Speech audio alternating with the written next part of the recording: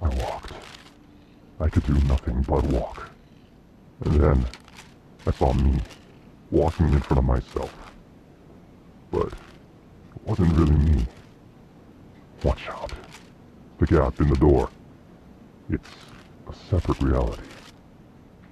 The only me is me. Are you sure the only you is you?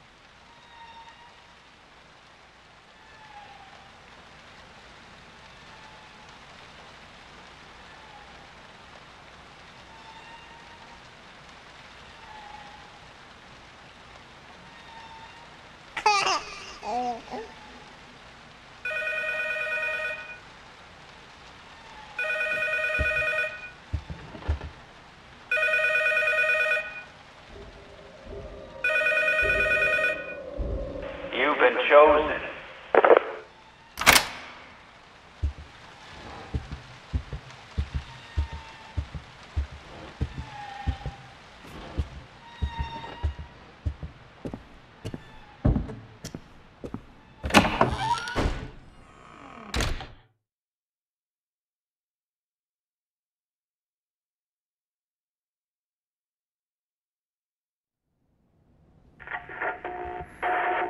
Dad was such a drag. Every day he'd eat the same kind of food, dress the same, sit in front of the same kind of games. Yeah, he was just that kind of guy. But then one day he goes and kills us all. He couldn't even be original about the way he did it. I'm not complaining. I was dying of boredom anyway. But guess what? I will be coming back, and I'm bringing my new toys with me.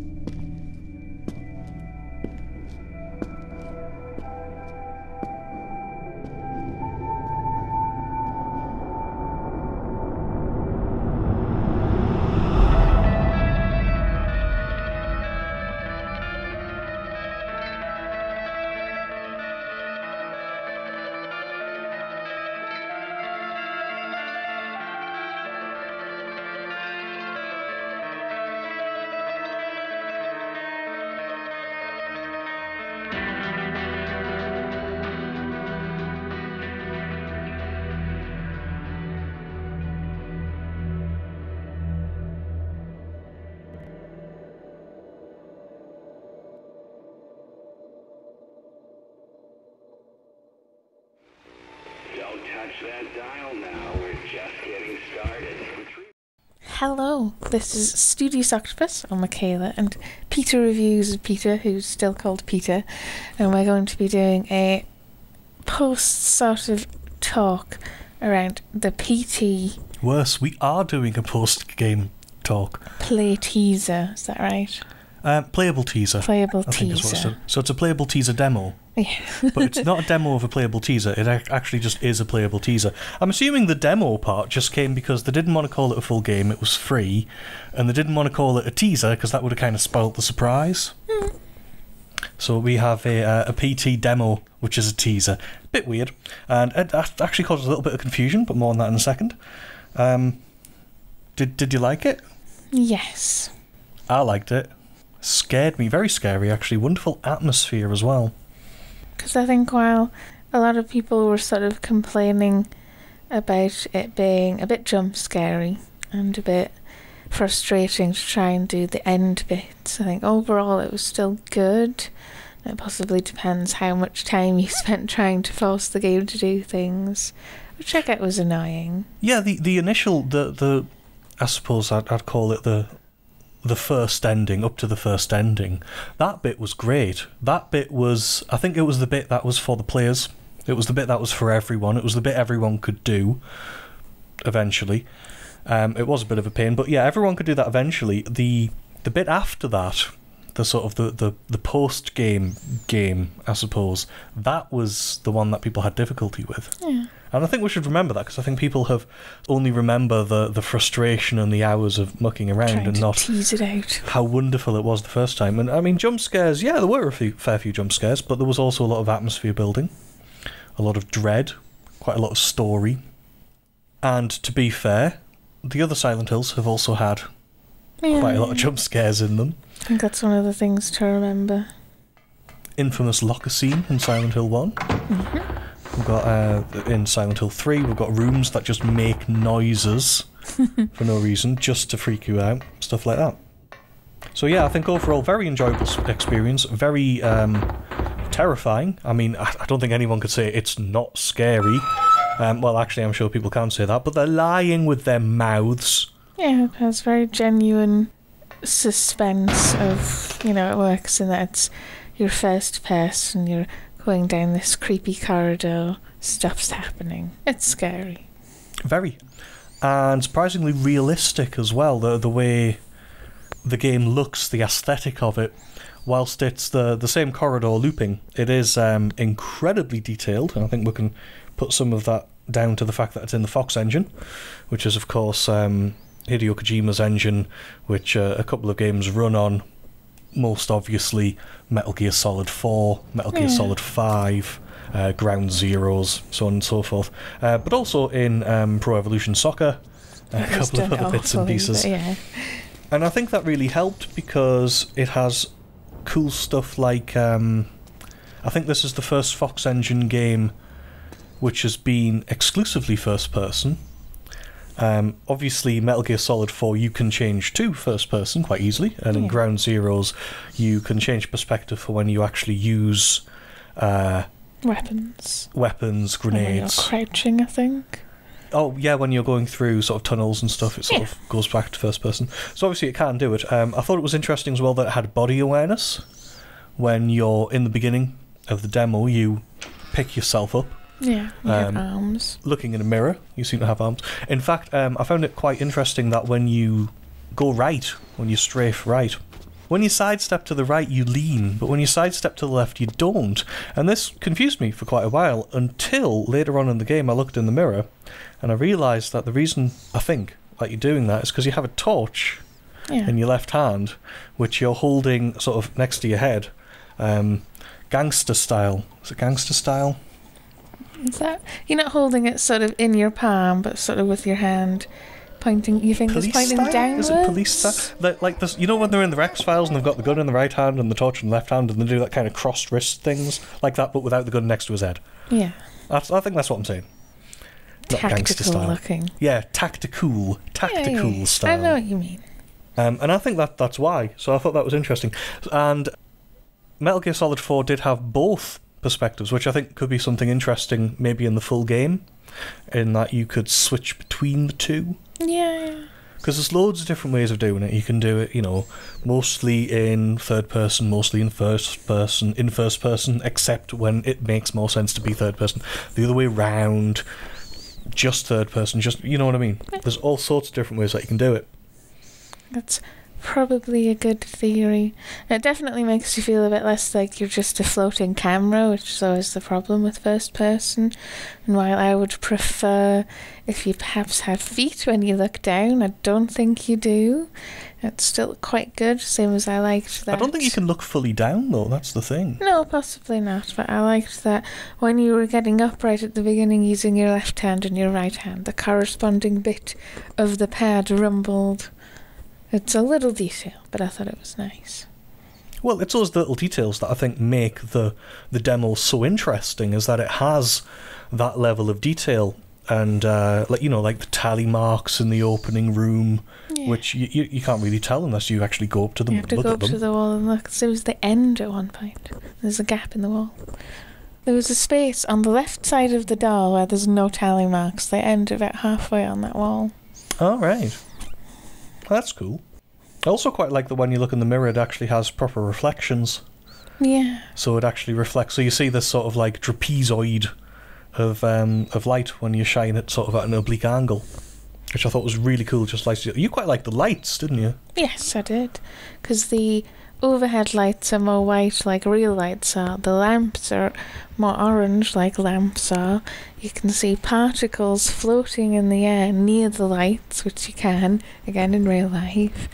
That's all sort of the overarching picture of sort of realism in the engine. And power. Yes, it's using the PS4. Of course, many people have argued that it may come out on the PC, because apparently Metal Gear Solid 5 is coming out on the PC, although I think PC owners sometimes are a little bit remiss. They forget that the PS4 has 8GB of GDDR5 memory, and PCs don't. So there would be a performance issue there. And it don't think it genuinely has been confirmed that it's being on PC, which, you don't want to jump the gun and say that it is. Well, the PT Demo certainly was only out on the PS4. Yeah. Despite the fact that the engine has been used on other platforms. But then, Metal Gear Solid 4 never came out on anything but a PS3, despite the fact that they then made the Fox engine run on different hardware. Revengeance, that'll be on the Fox engine as well, won't it? Yeah. Because that's on the Xbox. There you go. And once again, that's also a different style of gameplay. So obviously the engine is amenable to different types of gameplay and different types of game, in the way that, most engines are. I think the Fox engine in a horror game makes a hell of a lot more sense than the Unreal engine for a horror game, for example, with all of the problems that causes, loading in the low-res textures first, the blinking at the side of the screen. These things are not amenable to horror, and this is something that the Fox engine does not have a problem with. Yeah. I do like the lighting. So it's like they have different temperatures. So you have incandescent lighting, and you have the sort of more close to fluorescent daytime lighting of the overhead lamps, which is exactly what you'd expect from a real house. Darkness doesn't work the way it should, nor should it. No, I suppose not, but then, it's supernatural darkness, you could argue. Same as the torch as well works mostly like I think a torch works, especially when it gets quite dark. Except for range. That's what I mean by the darkness kind of encroaches. If you are in a real house in a corridor and you shine the light down the corridor, you'll be able to see the reflection off the back door. The door at the end of the corridor, if it's a white door, which it is in this case. And it's a white corridor, so actually that would be quite good for lighting. But of course, you need atmosphere. You need to not be able to see to the end of the corridor, so the ghost can come out and freak you the hell out. And the lighting changes are part of the midnight shift as well, because you have the game at 1 minute to midnight, and then you have the game at midnight. And those are the only two time zones. Just 1 minute before, 1 minute after. That's the entirety of the gameplay is played within those 2 minutes. And the rain goes away, and the lighting changes. That sort of midnight shift bit, as you're calling it, which I can see why is what I think is very interesting, because you could possibly say that how they're treating sort of the other world, maybe? Because with it being when you're getting to the point where all the lighting is red, and the radio's starting to talk to you, but sort of with other voices, and you're seeing creepy stuff, and you suddenly don't have sound from outside, like there is no outside anymore. So is that its version of the other world? That's even introduced with a sound cue, the bonging. The bonging of the bell sound, the grandfather clock sound, yeah. It's that sort of would indicate in the same way that the siren would, I assume. But, I mean, we don't want to play too much into that, because, of course, it's not going to be the same as the game. Yeah, it's just a demo. I do like the way, actually, the first portion of the game does end. It's a very sudden thing, because it's like you finish it, by going back into the light. So as the game progresses, you get worse and worse lighting, sort of reality sort of breaks down, or the other world takes over at midnight, like you say, and then you stumble through the door and it's all light again and everything's fine. Yeah. And then you're walking around and then slowly you realise, no, this is a false reality, and then you sort of get the camera blurring and It all has of sort the of effects a that you wouldn't get. graphical error things that you'd expect from a game not running well, which I quite like because it's sort of on the edge of sort of almost breaking the fourth wall type stuff, which I think obviously if you've played some of the Metal Gears, Kojima's quite good at, like getting Psycho Mantis to read your memory card and knowing what else you played. It's sort of playing within the convention of it being a game. I remember they did that on the GameCube with Twin Snakes as well. And it's like, oh, you like Eternal Darkness, do you? Yeah. But that's the thing with people saying, can he do it? Can they do it? Yes, it'll be great. What are you talking about? Well, yeah, because there's a couple of things like that. Because you have the whole, oh, well, he's just going to make it like Metal Gear Solid. But the thing is that Kojima has done other games. He's worked on other games, in varying levels of being involved with it. And no, he doesn't have to do all of the tropes from Metal Gear Solid. Everyone doesn't have to be ultra sexy and things like that. And when he has touched upon horror themes within the Metal Gear Solid universe, it's worked really well. Like there was it the Pain from Metal Gear Solid 3? The one who's followed you around as a ghost, is that what you mean? Yeah, the dead one. Yes. Because there's the whole bit where you're sort of wandering through this sort of swampy bit, and there's water, and you're sort of wading through it. And that bit was really, really cool and had exactly the atmosphere you want. And besides, even if Kojima goes, oh, well, I'm going to do all this crazy shit, then you still have Del Toro as well to sort of act as a foil and bring back the horror, so to speak. I just wanted to add, even if he did make it like he made Metal Gear Solid, I mean, what would that mean? It had lots of realism, it had very high production values, it had a really good storyline, overarching storyline, cinematic quality, and a bit of weird humour. Doesn't that sound like something you would want in Silent Hill? In fact, something we've had in Silent Hill. There you Even go. down to the weird sense of humour. I mean, we had UFO endings, that sort of thing. Yes, and yes, as well as you say, bringing someone on board who is in this more of the cinematic business and is more in the horror business, which is Del Toro. I think one of the best things about the P.T. Demo was the sound as well, and more correctly, the placement of sound. This game is absolutely phenomenal, or a word like that, in surround sound. Yeah. It's absolutely fantastic in surround sound. It Say- really, really puts you in the middle of it. As an aside, because we have a 5.1 stereo surround sound system, Ooh, get us. and we have this in our front room with a lovely setup with the TV over there, the sofa over here, and we're sitting in the middle of the sound field properly. We can hear creepy noises behind us when they're actually behind us, in front of us when they're in front of us, and sort of stereo or headphones aren't a comparison for that. That's where the real atmosphere is. In fact, when Lisa, the ghost, is making noises, it actually places them sort of just behind your skull. Yeah. When you're actually playing it, so it's absolutely fantastic. And of course, when you do finally finish the first part, which actually did take me a while, because it's like the puzzles aren't terribly obvious. The hello bit, that took me a while the first time. I mean, the gameplay footage that you've just seen, that wasn't me playing the first time, obviously. But yeah, it was quite difficult to figure it out. Some bits are more obvious in retrospect than they are when you start doing them. So, like, the bit where you're wandering around the hyper-fast red corridor and there's eyes all around you, I mean, that's a pretty big hint to look through the peephole. Yeah. But I didn't pick up on that, so I just kind of wandered around at this hectic pace for quite a while. But anyway, when you do finish, of course, the second time, which was very, very difficult, you get the trailer. So to actually finish this, the method we ended up using was the play the Metal Gear Solid alert sound into the microphone. That was the one that eventually worked for us. The idea is, as far as anyone has been able to figure out, at least confirmed, is you play it with the microphone to get the end trailer.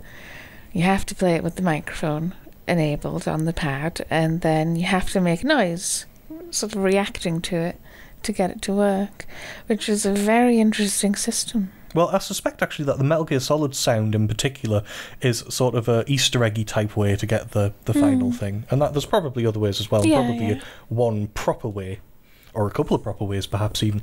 But so I suspect we sort of found that slightly cheating method of doing it, but we did want something repeatable so that we could actually record it without wandering around for like an hour. I think it's good as well in a sort of you can tell someone else this is how you do it, which is a big part of how it works. But and the payoff is definitely worth it. Yeah. Because you do get that wonderful sort of teaser trailer at the end, where it's you walk through the door finally after you've been chosen, and then you see the. I like actually that the first thing they show isn't the actor Norman Reedus, it's the town, because that's the star of the show. That's the thing that's important, not the person in it. That'll become important as well, obviously, to tell the story. But it's about the town, and that's what I like. Oh, and I suppose to a lesser extent, it's showing off the engine in sort of a more wowing way. Though the corridor is also very lovely. Well, it's almost photorealistic, but so they show the town, and then they show the flickering incandescent street light, and then they show the sort of abandoned cars parked to the right, and then they sort of show the depth, the scale of it as something that I really liked, and then they sort of introduce the character. And myself and Michaela, not Walking Dead viewers, haven't really seen it. No, we've not read the comic or seen the show or played the game, none of it. Or listened to the musical. There's probably a musical, right? It's very popular. Anyway, I mean, I probably will get around to playing it because I quite like Telltale games. We didn't particularly get that connection. The connection I got, because I'm more of a Del Toro fan, I think, than you are. Okay. But you like him as well. Reedus has been in 2 films by Del Toro before anyway, and he has a habit of working with the same people, which I can see why you'd do that, to be fair. Wasn't he in that Funny Shoes film? Oh, they must wear funny shoes. What was that? What? Had the big bugs, and they looked like people. That was Del Toro, wasn't it? Thing with the big bugs. You've lost me. And they had lungs, and that's how they got so big, because they had lungs, and they released them to like clean up a problem, but then they like evolved into big Mimic. Mimic, that was it, Mimic. Yes, he's also in Mimic. He's in Mimic? Yes. That's Del Toro, isn't it? Is it? Yes, it is, isn't it? Must wear funny shoes. Anywho, that Great aside. film, actually. One of those ones lost to the sort of... Was that in the 90s? Probably. Yeah. I don't remember the 90s. If you have Netflix, it's actually on Netflix, Mimic. He's in that. Right. So now that we've established that, so I think that the reason he's in it is because they've worked together before, probably. Because people seem to have this strange idea that, they're in it to shift copies of Silent Hills, which is a bit silly, because Silent Hill, let's say Metal Gear Solid 4 outsold the Walking Dead video game a lot. So that's a bit of a strange thing to claim. And besides which, because people were sort of going, it's just that character, and it even looks like him. Well, of course it looks like him, because that's what the actor looks like. Yeah, as if that's a terrible sin. I was going to say, briefly going back first to what you were saying, if anything, people who are into Metal Gear Solid will probably be coaxed over to playing Silent Hill, if that isn't just the same fans anyway. But yes, sort of moving back to characters as actors as characters. Go on. And there's nothing wrong. I mean, Guy Seehey is not only is the character voice acted by Guy Seehey in Silent Hill 2, James Sunderland I'm talking about, but Guy Seehey also provides the... Is that how you say his name? Is it Seehey? We'll go with that. Guy does the voice acting, does the motion acting, and to an extent they even base the character's personality around Guy. And I don't see anything wrong with this, because people kept on saying, but it's the appearance we don't like. But of course, an actor is going to perform the best because they know what they look like. Yeah. Possibly even practice in a mirror. Who knows? It's also one of those things where, like in... What game was I thinking of? L.A. Noire, obviously, and in Beyond Two Souls, where we have all this wonderful technology now where they can use actors' actual performances in games to make them even better. And it's sort of blurring that line between game and film in a good way. I mean, why wouldn't you want that? Because you want your games to have enjoyable cinematics and stories as well as be games. Well, I mean, because you're going to get a false reality if you take a performance and map it to someone who looks different. It's not going to work the right way. You know, the arch of the eyebrows, things like that. These things are integral to actually looking like the person who you are. Yeah. Yes, you can wear an outfit. Yes, you can change the style of dress and that sort of thing. But it just seems strange that fans typecast it to an extent that they can't break the character from the actor, unless they look significantly different. But the actor didn't look significantly different in Mimic, as we've discovered as the film has been in. So I just thought it was just a very strange thing to say, and it would be I think it's just a good thing when you have a character who is based on an actor. Yeah. I don't see anything wrong with it, and like those examples you pointed out are all very good examples of it working. Heavy Rain, LA Noire, etc. But yes, I think the thing to get across about the P.T Demo is that it was only called a demo for the reasons we said before, Yeah. and it's a teaser of Silent Hill, so it's not a demo of Silent. I mean, how could it be a demo of Silent Hills at this stage in development? By which I mean before development. Yes, because it does say at the end of when you're playing it that it's just you're showing off the engine and sort of the idea of it and what they can potentially do. None of that at all might end up in the actual game in the same way as other types of teasers that work like that we've seen before. But because people were saying, oh well, you know, obviously the gameplay is going to be a bit like this, because why would they put it into the teaser if it wasn't actually going to be like this as a finished product? The PT demo does actually state up front, well, I say up front, at the end. at the end, yeah. At the end, it says, you know, the main game isn't going to be like this. This is not a representation of the main game. And I think it is important to remember that, because, like, I mean, that would be like saying the augmented reality game or alternative reality game, that's the phrase, not augmented. Yeah. Alternative reality game, where you're doing something sort of as a part of a vast number of people who are all trying to solve the puzzle at the same time. But much like Portal had that, where you had to, you know, decipher what this picture meant, what particular radio noises meant, and you had to sort of look at a spectrograph to work out what it actually said. And that's great, but, you know, Portal, the game, didn't end up like that.